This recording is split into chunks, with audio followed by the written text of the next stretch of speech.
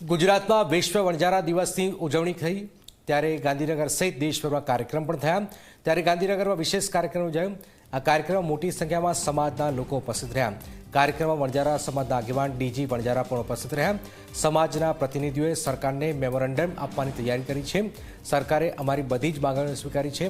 સરકાર પર અમારો પૂરો વિશ્વાસ હોવાની વાત પણ કહી હતી।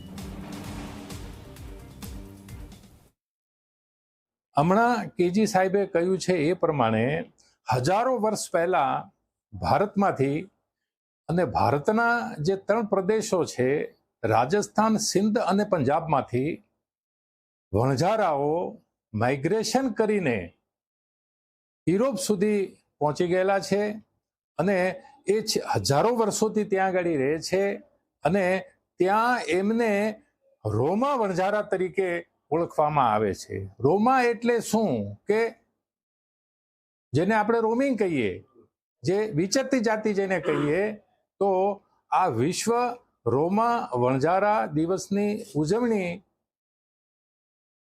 યુનો દ્વારા આ દિવસને ઉજવણી કરવા માટે પ્રસ્થાપિત કરવામાં આવ્યો છે।